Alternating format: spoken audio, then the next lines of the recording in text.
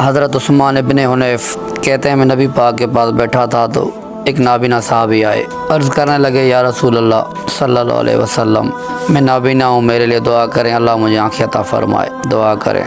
اب حضور نے پتہ ہے کیا کہا؟ نبی پاک نے کہا دو باتیں ہیں، یا تو صبر کر لے یا میں دعا کرتا ہوں، صبر کرے گا تو اللہ جنت دے گا، یا تو صبر کر لے یا میں۔ صحابی بڑے پیارے تھے، کہنے لگے یا رسول اللہ جنت تو اللہ اپنے فضل سے دے گا ہی، میں نے نہیں کرنا، آپ بس دعا کریں اور پھر یہاں آ کے صبر کروں، این خزانے کے پاس آ کے صبر کروں۔ حضور میں صبر نہیں کرتا، آپ دعا کریں۔ نبی پاک نے دعا سکھائی، فرمایا 2 نفل پڑھ جا کے میرے وسیلے سے دعا کر، کیا کر؟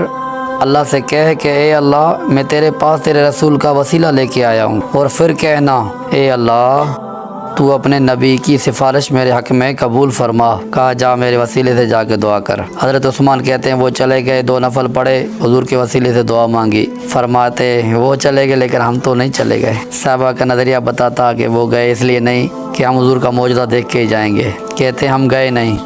تھوڑی دیر گزری، وہ صحابی جو اندھے گئے تھے جب واپس آئے تو اللہ نے انہیں آنکھیں عطا فرمائی۔ دین کی بات کو پھیلانا صدقہ جاری ہے۔